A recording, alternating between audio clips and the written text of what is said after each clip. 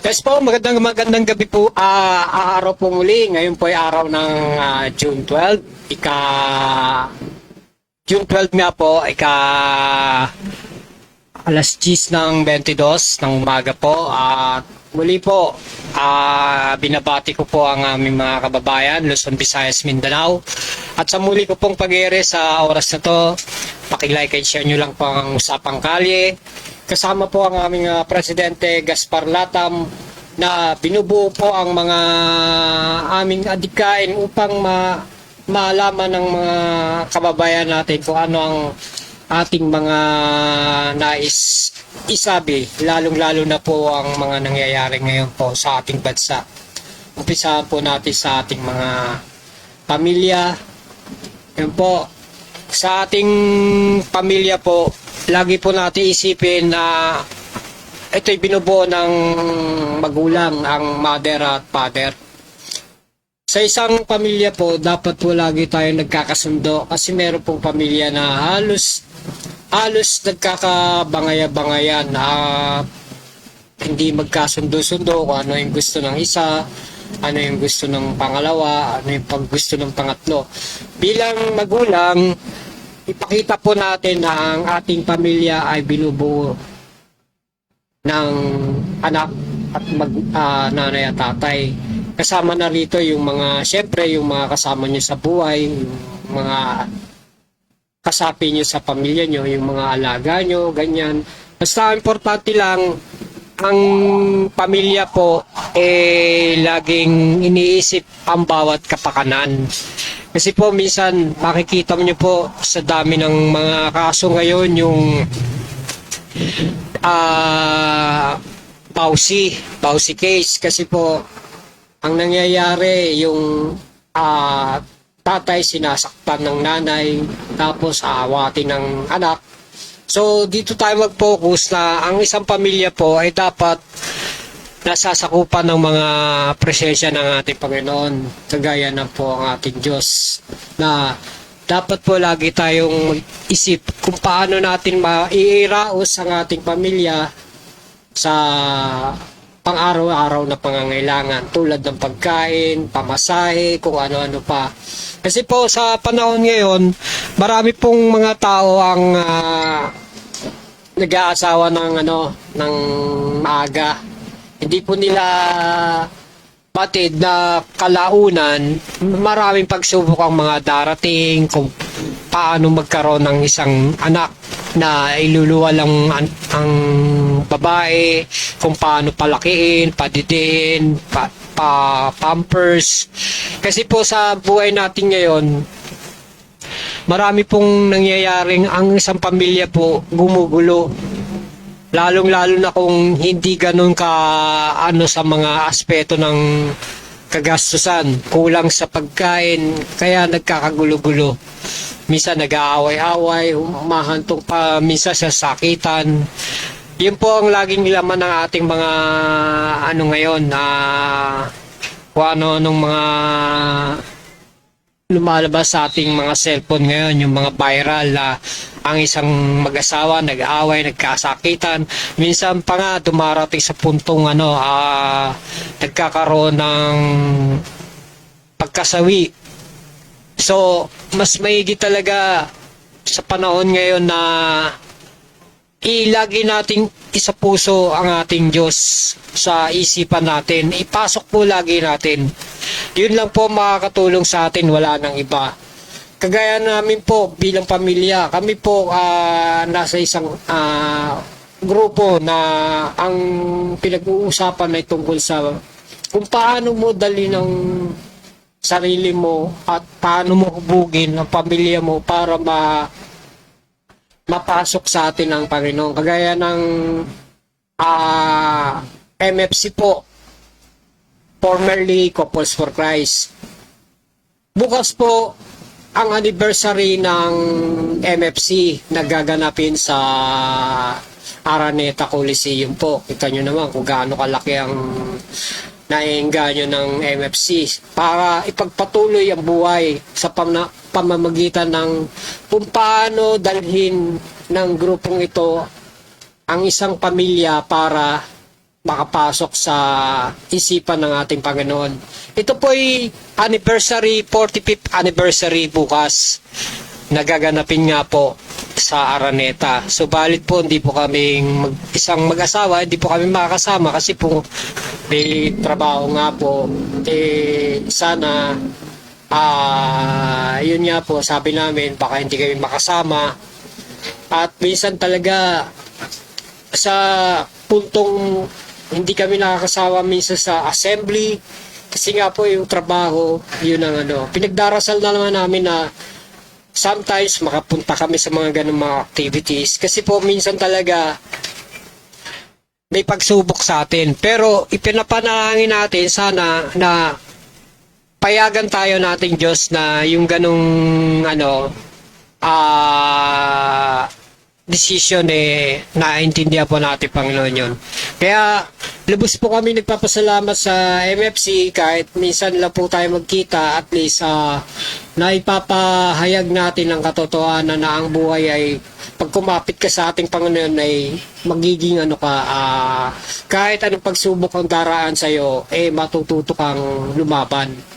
Hindi yung nagiging physical at pati mental mo na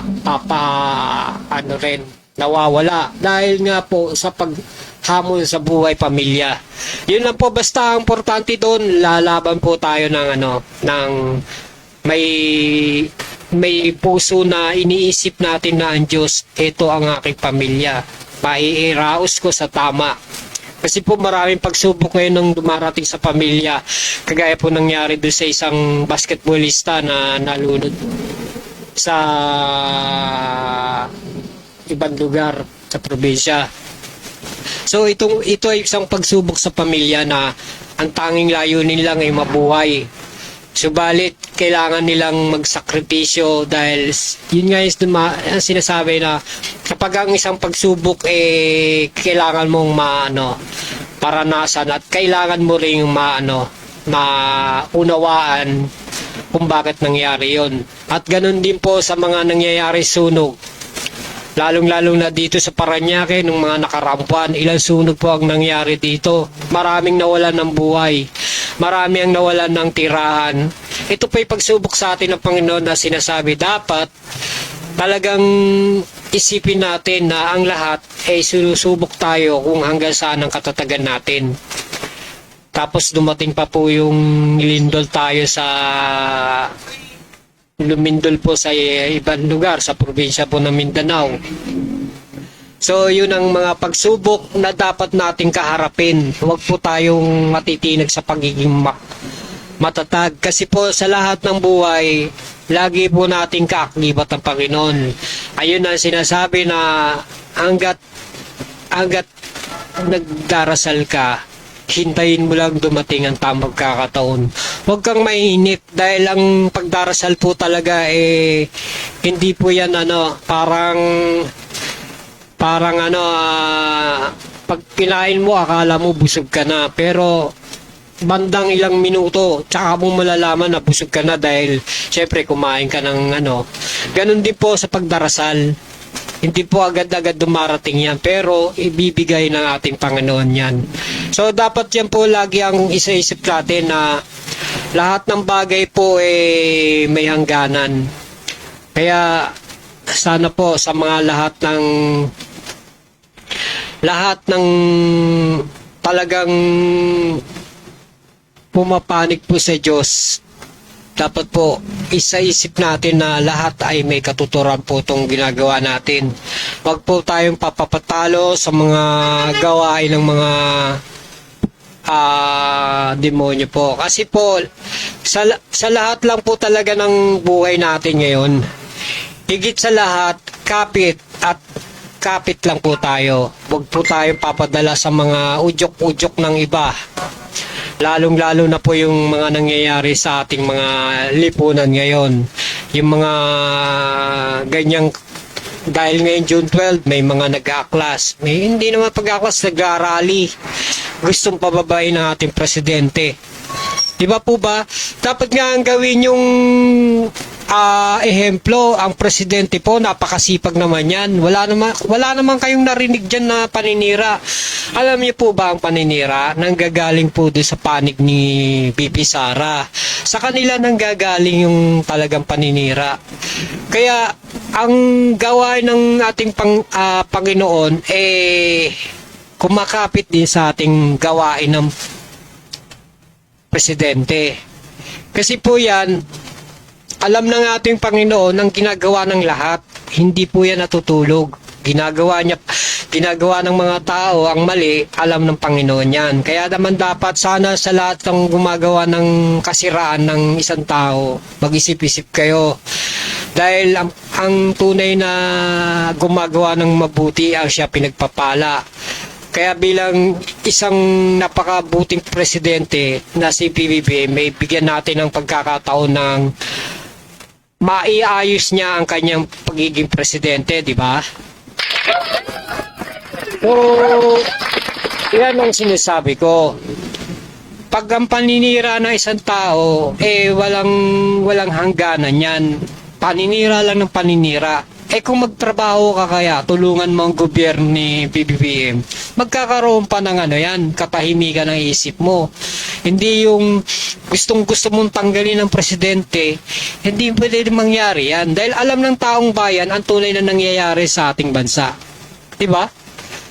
Tapos sisisihin mo pa ngayon ng ang presidente na siya ang pinagbulan ng gulo. Hindi po yung totoo. Ang pinagbulan po na talaga ng gulo yan, yung senadong ayaw bitawan ang pagiging vice president ni Sara Duterte. Kasi po si Sara Duterte, nung magsimula ang impeachment at pumunta sa Senado, diyan nagumpisa ang problema. Di po ba? Kaya dapat nga matuto tayong lawakan ng isip natin kung saan nagsisimula ang gulo. Huwag yung sasabihin nagsimula ang gulo kay PBBM. Hindi po siya ang nagsimula niyan. Kayong mga nasa panig ni Sara. Umpisa natin kay Alan Cayetano. Kinuha niya ang kapangyarihan kay Soto. Tinawagan si Bato para pumunta ng Senado at bumoto, di ba? Dapat yan pinapapalakpakan talaga. Kaya kung bakit? Isang kahangalan yun kung bakit siya pumunta. Alam niyang may kaso siya. Tapos, nagkukumahog siya ngayon makawala sa loob ng Senado. Which is, tinulungan pa ni Robin Padilla. Di ba? Palakpakan talaga yun.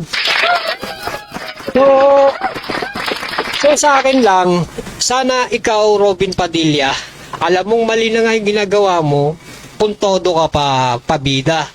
Sinasabi mong nakisakay lang sa'yo. Sino ba niloloko mo? Taong bayan ba o hindi? Yeah. Palakpakan sa yung mga maling salita na nakisakay lang sa'yo. Ngayon, ginasuhan ka na kayong dalawa ni Peter Cayetano at si Aplaska at ikaw. So, ano na mangyayari sa inyo ngayon?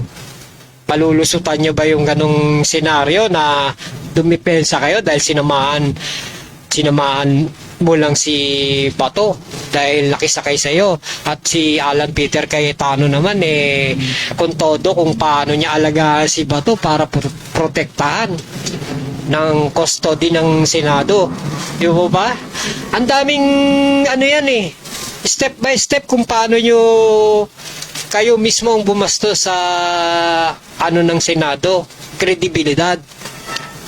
Buti na lang merong minority na nagtiyaga, hindi sumama sa inyo dahil pag sumama sa inyo yan, lalo na, wala nang pag-asa talagang umunlad ang Pilipinas. Kayo pa naman yung pinaka makapangyarihang mambabatas. Tapos ginaganya niyo yung natin, yung constitution natin. Iniiba nyo ang mga nakalagay sa batas. Tapos ito naman si Marcoleta, palakpakan din tayo dyan. Alam niyo kung bakit dapat palakpakan si Marcoleta? Kung todo paliwanag siya doon sa Net 25 na ganun daw ang nangyari. Eh, hindi mo alam yung sinasabi mong constitution, eh, binaliktad mo lang eh. Na ang talagang constitution dyan, kapag walang quorum, pwedeng preside yung pro tempore para siya ang magdesisyon kung may tamang bilang na sila. Eh, di ba pumunta si Chis sa kanila, kaya naging 12. Tapos ang pinangangalandakan ng ibang mga DDS, ang sinasabi, dapat daw 24. Eh, hindi po. Ay, ano silbi nung dalawang yung dalawang kukulong at isang nagtatago. May silbi ba yon? Kaya nga pinipilit nilang magkaroon ng quorum sa pagiging online. Para nga naman kung sakaling magkaroon ng eleksyon, kung dapat na bang i-impeach si Sara o hindi. Kasi nga naman, pag naibatas nila naipasa nila sa plenary yung gusto nilang mangyari, nung gusto nila kay Tano, eh magiging online na lang. Pwedeng bumoto online. Which is pinalagan ng minority noon. So ano nangyari? Nag-walk out sila dahil hindi nila masikmurang pinaggagawa ni Alan Cayetano, kaya nagkaroon ng ganon ng walkout. Tapos binabaliktad nyo pa. Tapos yung 3 days na ginawa nyong Monday to Wednesday na walang quorum. Tapos binaliktad nyo pa ang minority nun. Kaya nga dito sa mga nandito sa faction ni Alan Cayetano, yung nakapaloob dyan, sana mag-isip-isip kayo. Para sa taong bayan dapat ang silbi nyo, hindi para sa bayan ni Duterte. Hindi po yung dapat ganun. Lalong-lalo na to si Robin Padilla, kung makaasta, Duterte lang daw ang kanyang sisilbihan. Di dapat wala ka na dyan sa Senado, mag-resign ka na lang. Tapos humingi ka na sweldo kay Sara Duterte o para ikaw na yung niya, personal bodyguard niya. Hindi ka na senador. Kasi kung senador ka at sasabihin mong nagsisilbi ka lang kay Duterte, saan na pupunta yung pinapasweldo sa'yo ng taong bayan, di ba? Tapos ang dami pa sinasabi, case yung mag-abroad ka, di ba di mo gawin mag-abroad para mawala ka na sa Senado at hindi ka na makapagkikita ron dahil para kang yung isang pag naulan na, dumadami ang mga pinagsasabi. Di ba po ba? Kaya ang daming humahanga sa mga ganyang kaanuhan mo eh.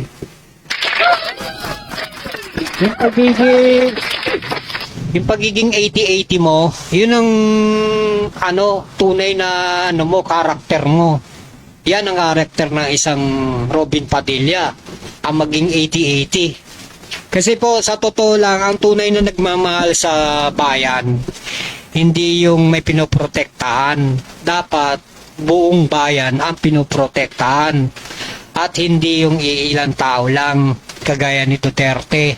Kaya nagkakagulo eh. Dahil ang isipin nyo, ikauunlad, hindi yung ikakabagsak.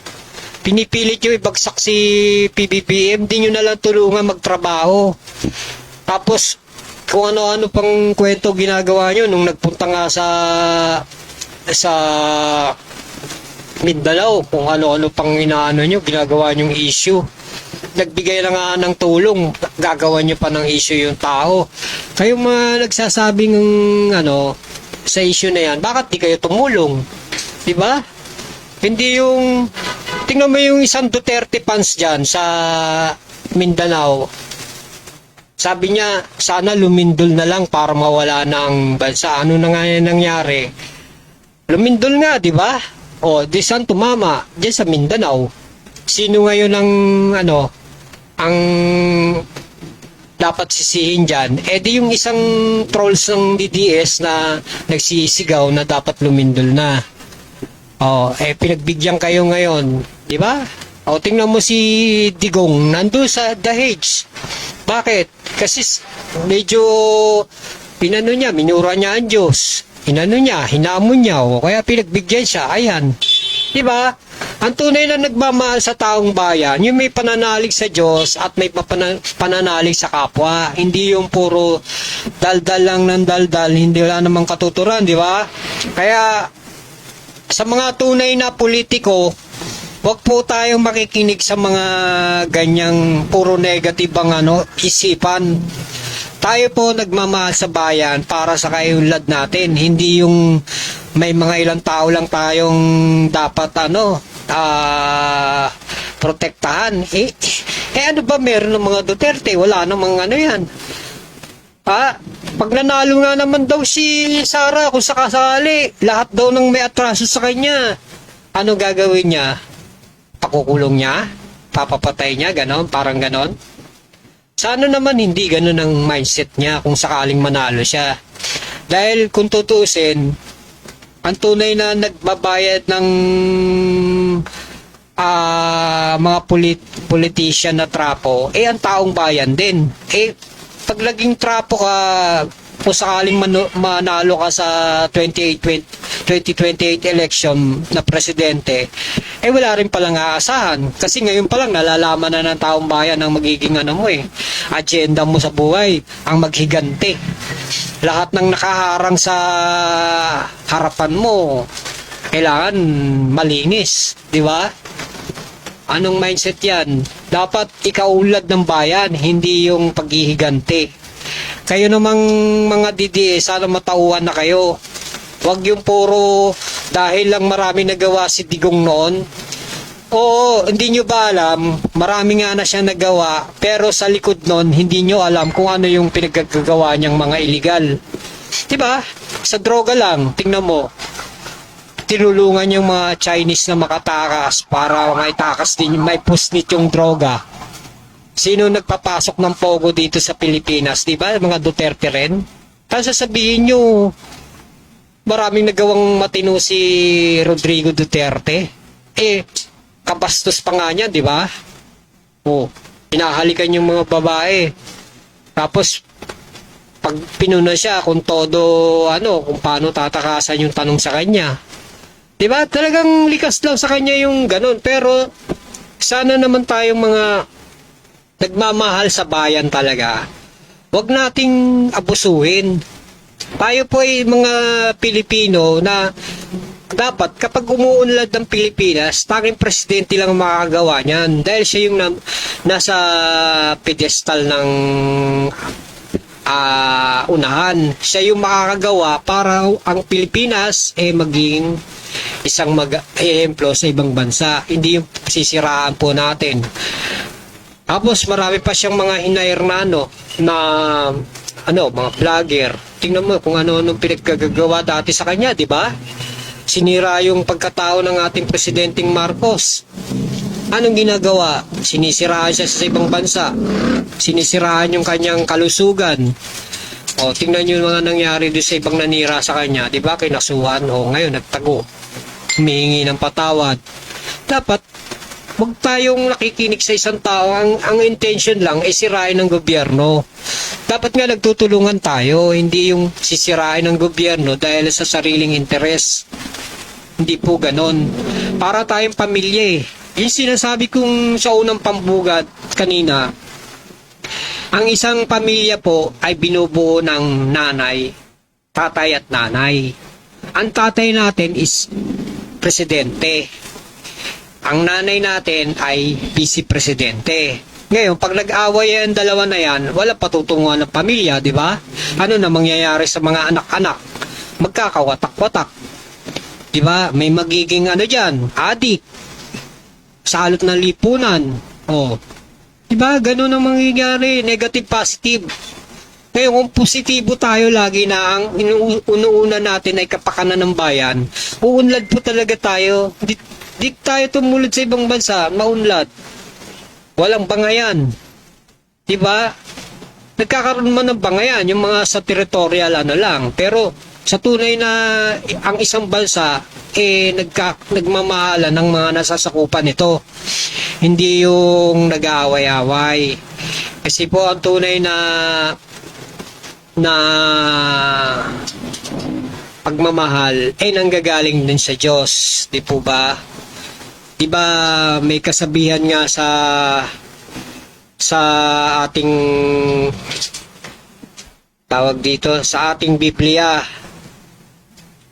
Di ba ang sinasabi ng Diyos, I am the way, the truth, and the life. No one comes to the Father except through me. Tanging Diyos lang na ang makakapagpigil sa ating mga kasalanan na ginagawa po ngayon ng ibang tao. Sumasalungat. Di po ba? Kaya sana naman maging tayo, makatotohanan na ang buhay hindi po yan. Hindi po natin pag-aari yan. Di po ba? Kasi marami nagsisakripisyong tao eh. Kasi sinabi nga rin sa Bible noon na kapag ang isang lugar na gusto niyang buwagin, nasa Biblia po yan na kaya niyang gawin yan dahil kahit sa araw o gabi kaya niyang paguhuin ng mundo natin. Pero hindi niya na ginagawa ngayon yan dahil 'di ba kasabihan noon nung mga time na ganitong taon magugunaw ang mundo, hindi po niya gagawin yun dahil ang Diyos mapagmahal po yan. Kung gugunawin niya man ang mundo paunti-unti, aatake siya sa araw o gabi, which is nangyayari na nga ngayon, di ba? Yung lumilindol sa atin, tingnan nyo yung lindol, baha, sunog. Senyalis na po yan na nagagalit na po sa atin ng Panginoon dahil sa nangyayari sa ating mundo. Yun lang po yun.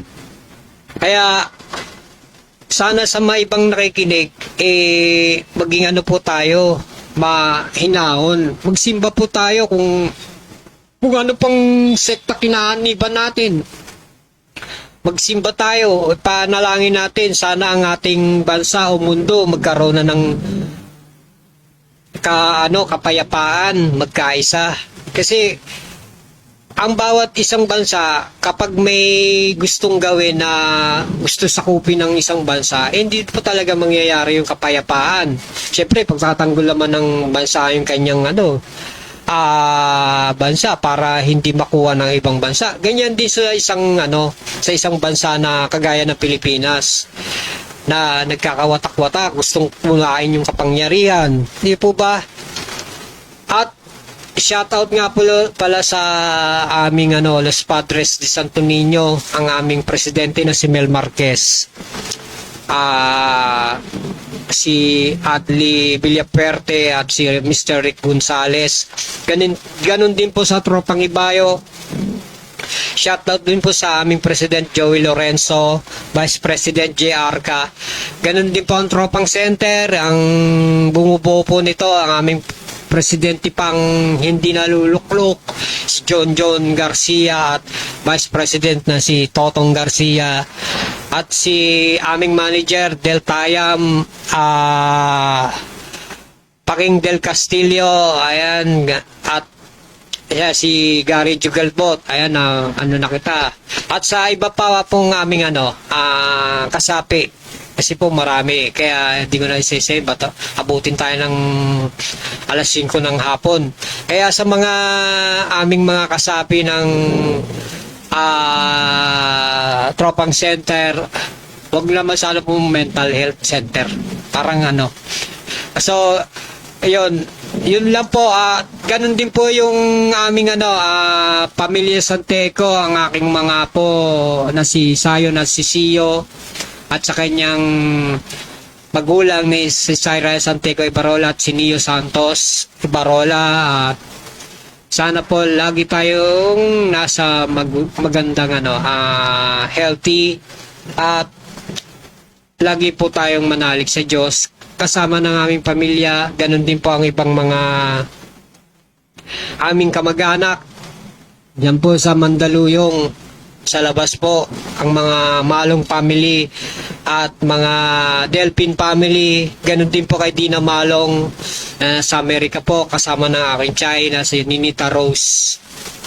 At ganun na din po sa aming pamilya dito sa Las Piñas, si sila Ate Celia at sa kanyang pamilya. So, yun po. At maraming salamat na sana'y makaraos po tayo sa ating mga ginagawa. Lagi po natin naisipin na magsikap lang tayo para mapunan natin ang ating mga pangangailangan. Sa mga nagtatrabaho po ng sapat lang ang kinikita, lagi lang po tayo magsisipag. Yun lang po talaga ang kailangan natin dahil minsan po talaga dito sa Pilipinas, yung trabaho natin gustong tumaas sa sweldo, talagang hindi po na po minsan maaasahan yan eh. Kasi sa dami nga marami nga pong corruption dito nangyayari sa Pilipinas. Instead na itaas ang sweldo, kaninong bulsa na pupunta ang ating mga binahagi sa gobyerno? Di ba sa mga bulsa ng mga buhaya, mga lakos, ayan. Kaya yung mga lakos dyan, papalakpakan namin kayong mga manggagawa. Diba? Sobra-sobra ng pagiging buhaya nyo. Dapat yung pagiging buhaya nyo, ibahagi nyo naman sa manggagawa para naman tumaas ang antas ng mga trabaho dito sa Pilipinas. Hindi yung hanggang ngayon 695. Ang taas na ng mga bilihin. Dapat bigyan nyo naman ng medyo magandang ang mga manggagawa na nagsisipag. Ngayon June 12, dapat ang araw ng kalayaan. Ang araw ng kalayaan na sana maging malaya na ang mga Pilipinong matanggal sa sa minimum, tumaas naman kahit papaano, di ba? Yung 695 na sinisweldo, wala yan. Pambili lang yan ng pagkain araw-araw, pamasahe, ubus na agad eh. Baka ilang araw lang 600. Kung magkano man yan total niya sa loob ng isang kinsenas o isang buwan, naipangutang na yan dahil Cisco 695 po per a day. Pamasahe lang ng manggagawa, pambayad sa mga bills, pambili ng ulam, diba? Pambao ng mga estudyante kung meron man.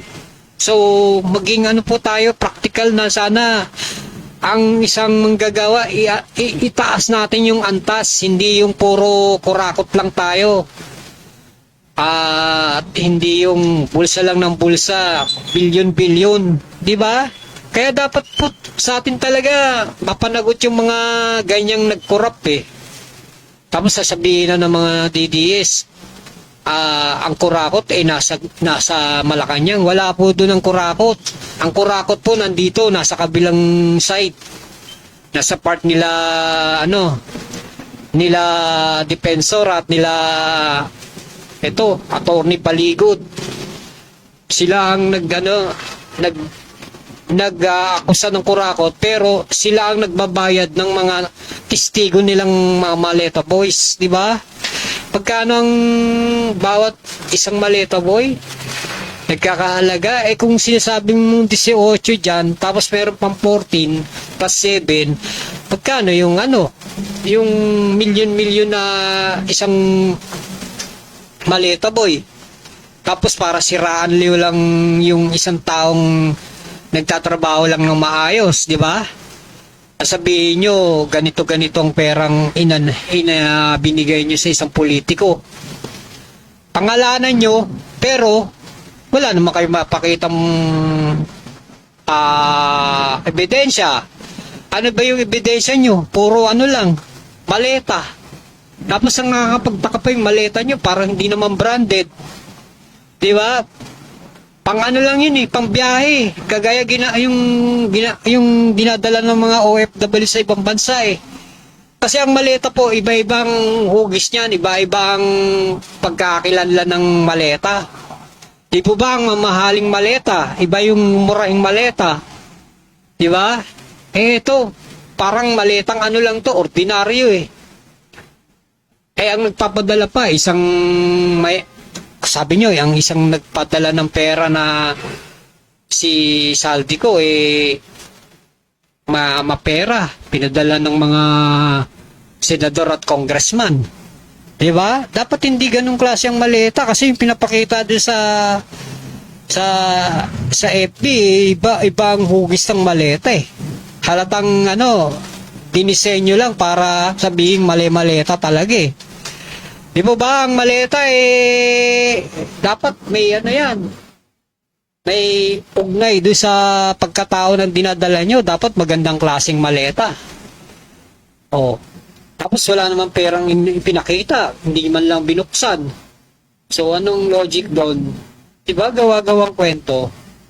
Tapos yung sablay pa yung mga nyo, yung mga pinagsasabi nyo kung kailan nyo dinala at wala kayong mapakitang video na itong bahay na to, ito yung dinala namin, na itong oras na to. Dapat pag ganyan kayo nakita yung may mali-maleta kayong dinala ng pera, pakikita nyo on the spot sa video nyo na tinanggap talaga, hindi yung puro hearsay. Hindi po katanggap-tanggap sa mga, kahit sa mababang korte yan, hindi yan matatanggap na ganyang ebidensya nyo. Dismiss ang kaso.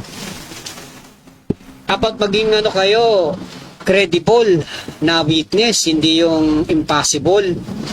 Kasi po, pag impossible, imposible namang nangyari yung mali-maleta sa loob lang ng napakaiging panahon na pagdi-deliver.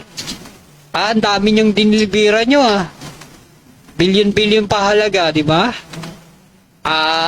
Tapos, ito pang mahirap.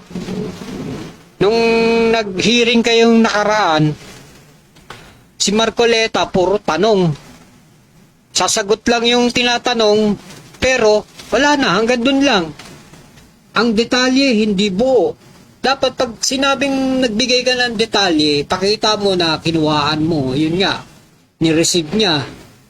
Andun yung tao, kahit yung katulong o anong nag-receive. Di ba? May kopya ng ni-receive ni may pangalan. Kagaya po namin, pag nagpapadala kami ng demand letter sa taong pinagdidilibera namin, pinapapirma namin. Di ba? Andun yung pangalan, kung sino nag-receive. Kung anong yon, kung demand letter ba yon o anong klaseng dokumento.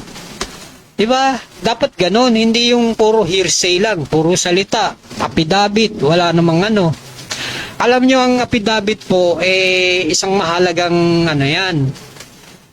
Ang konsepto ng pagkatao natin yan. Kapag nagsalita ka, lahat nandun yan, nakakapalobya sa isang salaysay. Salaysay po yan, na pwedeng pasinungalingan mo, pwedeng totoo. Ngayon, pag sinungaling ang laman yan, pwede ka ma-perjury dyan. Pwedeng perjury. Dahil nag-akusa ka ng walang basihan, di ba? Dapat maging legal yung sinasabi mo dyan, nakapaloob sa isang salaysay. Hindi yung dahil diniktahan ka lang ng tao at binayaran ka para sirain yung isang tao. Tapos Marines pa kayo. Dapat alam nyo yan na ang isang Marines hindi po nakikisawsaw sa mga politika yan. Mga politician. Ang tanging layunin lang yan ay magbantay kung sakaling hinire man siya. Hindi yung mag-deliver ng kung ano-ano. Doon pa lang may putas na, di ba? So, para kayong mga yung nangangalap ng ebidensya na yung tawag na nangingisda ka pero wala ka naman malambat. 'Di ba? Nagpipishing ka pero wala ka namang isdang makuwang malaki-laki, puro maliliit. Anong tawag doon? Fishing expedition. Nangangalap ka ng mga ebidensya pero walang katuturan. Yun ang tinatawag na hearsay. Walang naman ng basihan mo, walang ebidensyang tugma doon sa sa sinasabi mo sa salaysay mo. So sana maging aral po sa atin na lahat ng bagay may katuturan. Hindi po yung dahil binayaran tayo para magsalita nakakasira po ng yun, dignidad ng isang tao.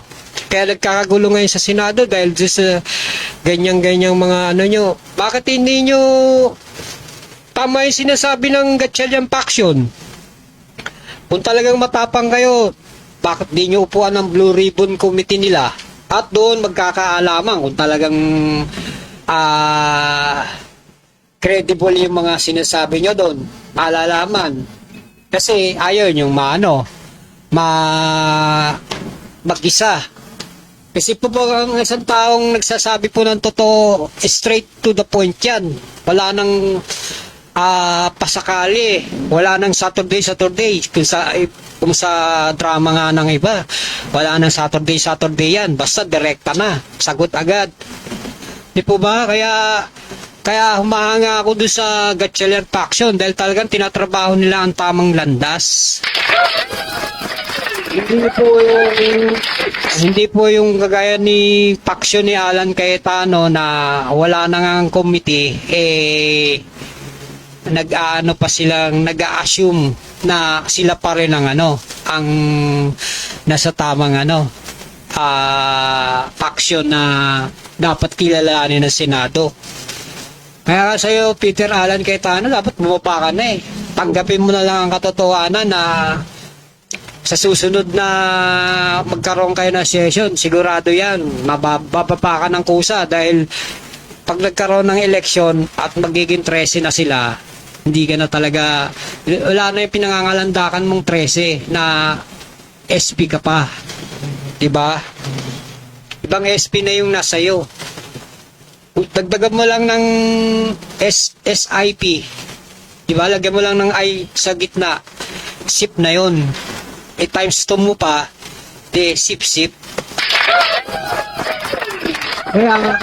Kaya sa iyo, Alan Peter Cayetano, huwag ka nang mangarap na makakaupo ka as presiding judge din sa impeachment ni Sara Duterte. Kasi kapag nangyari yun at ikaw nandun sa upuan, siguradong iaano mo yan. Dadrive-in mo ng yan, kaliwat kanan para hindi ma-impeach yung idol mo. Diba? Kaya sana matuto ka na ang rule of law talagang gumagana, hindi yung binabaliwala mo yung batas. Diba? Ang nakakatuwa pa nga dito, meron pang nag-file sa Supreme Court hindi ko lang alam kung mga tuta mo to nag-file para sabihin may kasaysayan yung pagkaupo ni nung pagkakaroon ng quorum nila Gatchalian diba sinabi ng Supreme Court baliwala yung ganon, pero ang nag-file ng petition is hindi naman part ng Senado. So talaga madidismiss yun. Kaya yung mga DDS tuwa, akala nila na-dismiss na yung ganong senaryo Hindi nila alam dinismiss lang yon para sabihin na ang isang nag-file ng petition hindi valid dahil hindi siya part ng Senado. Dapat dito sa mga DDS, intindihin nyo sinabi ng Supreme Court. Dinismiss lang yung sinasabi ng petition dahil hindi nga siya part ng ng Senado. Pero ang suma total, ang Win Gatchalian Black pa rin ang tunay na nasa kapangyarihan ng Senado ngayon. Sila pa rin ang may karapatan, yung 12. At yung minority ngayon, part na ni Alan Cayetano yon. Di na siya dapat SP. Pero dahil sa kagustuhan niyang, ayaw niyang bumaba sa pagiging SP, sa susunod na quorum nyo, sa session nyo, malamang at malamang bababa ka na, kaya papalakpakan kita. Kaya sana Alan Peter Cayetano, ang gawin mo na lang, magtrabaho na lang bilang isang senador, kasama ng mga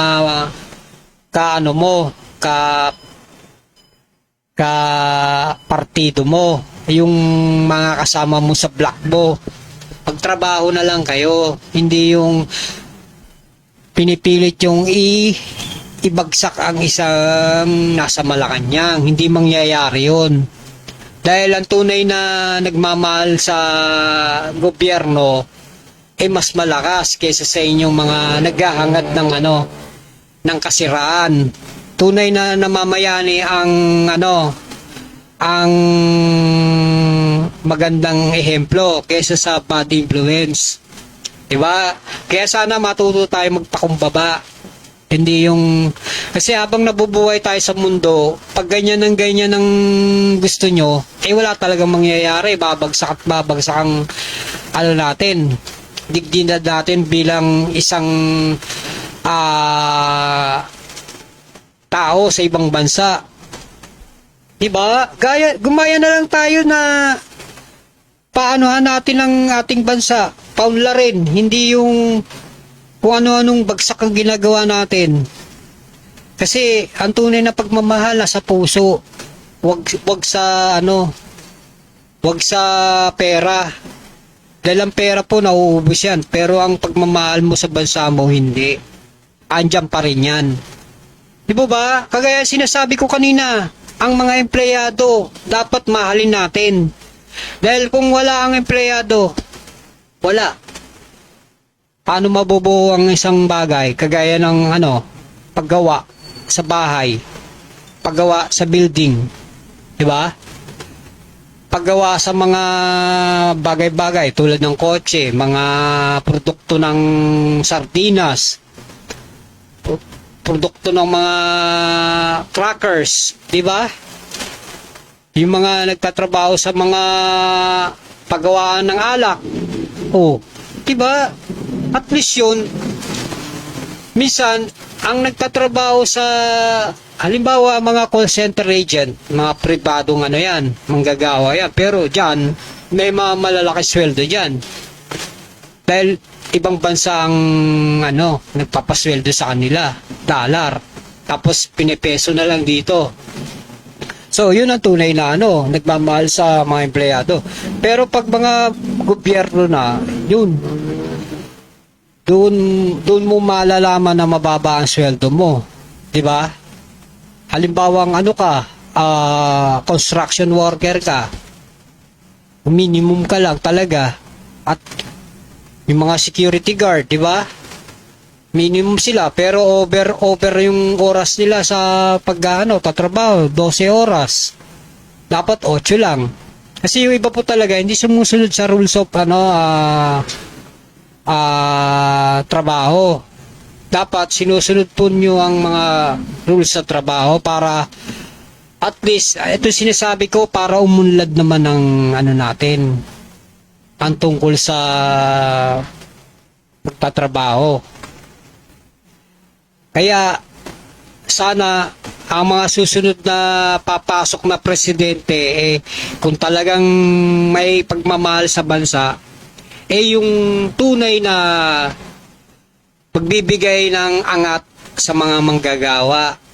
Kagaya di ba, kapag Mayo 1, di ba, nagdadaos tayo ng mga programa para kaldagin ng gobyerno. Di po ba? Kaysa naman maulit-uli yung sinasabi na hanggang sa zona ni Pangulong BBM, di ba? Sinasabi niya yung tungkol sa pagtatrabaho, dadagdagan ng sweldo. Pero meron pong mga employer talaga hindi marunong sumunod. Kaya wag niyo sisisihin si BBM dahil minsan meron po talagang pasaway na employer. Mga korporasyon or mga nagpapasweldo sa maliliit nating manggagawa. Kasi po kahit anong ganda na sinasabi ng presidente, meron pa rin talaga dyan sasalungat. Hindi po 100% yan. Para pong sabon yan. Hindi po lahat ng germs nawawas out niya. Meron pong natitirang 1% na bakterya. Kaya pag yung bakterya na to, pag nag-evolve uli ito ng marami, kumakalat uli. Parang ganun din po sa pagtatrabaho yan. Diba? Kaya nag-i-increase ang bakterya. Kasi sinasabi doon na 99.99% na mawawash out ang germs. Pero mayroong 1% na tira. Diba? Parang sukli lang po sa atin minsan yan, di na binibigay yung piso. Pag 100 binigay mo, 99 pesos ng hindi na binabalik yung piso kasi 'di ba? Yan yung parang germs. Ngayon, sa mga employer natin, meron po talagang nag-aangat sa kalidad din ng trabaho natin. Sa sobrang tagal ng iba, inaangat din nila yan. 'Di ba? Ginagawang mga tumataas ng bahagya. Dahil napangalagaan na nila yung trabaho nila eh. Minsan doon tumataas ang sweldo pag naangat ka. Pero hanggat nasa laylayan ka ng pantalon ni Lola, wala. Kaya sana po yung sinasabi ng isang taga-gobyerno noon na walang maaasang taas sweldo, dapat po wag na nating sabihin yung ganon. Tayo na ang kusang magsabi na may pag-asa ang mga manggagawa. Kasi hindi sa lahat ng oras po lagi kayong kumikita. Minsan pag nagsawa ang isang manggagawa, pwede na kayong iwan yan dahil hindi siya umaangat, di hahanap ng ibang pagkakitaan. Mas maigi pa nga ang mga vlogger kung kumita libo-libo, namimigay na nga Pero bakit ang manggagawa, di ba? Kahit anong sikap, hindi niya mapantayan ang isang vlogger na angat, nakakapagpatayo ng bahay, nakakabili ng sasakyan. Bakit po ganun, di ba? Ang bilis kumita ng vlogger. Kasi nga lang, minsan ang mga vlogger po, meron din pong vlogger na kahit ano nang gawin niya, okay lang. Kasi po, kikita siya doon. Kahit manghamak na siya na ibang tao. Pero meron mga vlogger po, para kumita, namimigay ng pera. Diba? Mas maganda yung ganon. At least kusang niya binibigay yung pera na nanggagaling sa kinikita niya.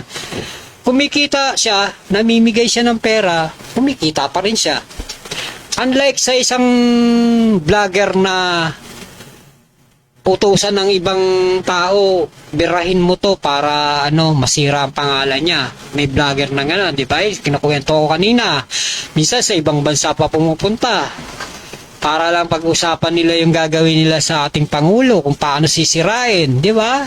Tapos babayaran sila ng kung sino mang Poncio Pilato na gusto sirain yung karangalan ng isang tao. Di po ba? Kaya sana naman ang mundo natin magkaroon na ng peace, kapayapaan para sa mundo, sa bansa natin. Hindi yung puro na lang tayo, puro politika na walang katuturan.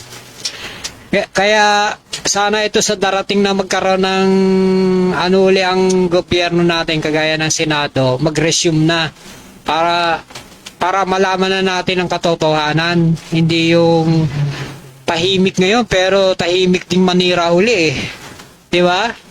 Tingnan mo yung nag-rally kanina. Asan yung tunay na pinaglalaban nila? Puro karton lang ang laman. Bakit di nyo isama yung tunay na tao, hindi yung karton? Yun? Palabas yun. Tapos pupunta pa kayo sa embassy para lang mag-rally. Wala namang kinalaman ng embassy.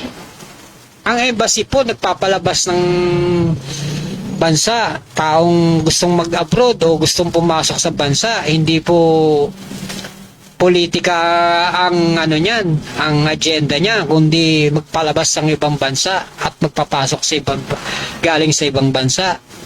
Bakit po ang nag-rally? Minsan hindi nilalagay sa tunay na layunin yung nila, salungat sa katotohanan. Kasi po ang nagpapatupad din sa kanila puro salungat din. Kagaya ni itong si dating Congressman Mike Defensor. Di ba? So, ano nang mangyayari? Wala nang kalidad ang ating bansa pag puro ganyan na lang ang gagawin ng ibang tao sa atin. Sirain yung kapwa nila Pilipino. Dapat nga magtulungan. Yun ang tunay na layunin. Hindi yung manira ng manira. Tapos pag may nasabi kang ibang sa kapwa mo, sasabihin, wag ganun. Yun ang nararamdaman kong mali na gusto kong sabihin sa damdamin ko na mali yung ginagawa na isang tao. Kasi nga sa puso ko, tunay namang mali talaga eh. Kaya ako maayon sa gobyerno. Hindi dahil sa tama sila. Umaayon ako dahil mali yung ginagawa ng kabila. Hindi makatarungan, di ba? Wala sa hulog. Kaya sa mga rumerespeto sa tunay na layo ng gobyerno, dyan lang po kayo, talagang panindigan natin. Dahil nagwawatak-watak muna po tang mga kapwa natin Pilipino eh. Dahil dyan sa political na yan. Napakarumi na ng politika. Kaya sa susunod na eleksyon, tama yung isipin natin kung sino to ang tunay na iluluklok natin.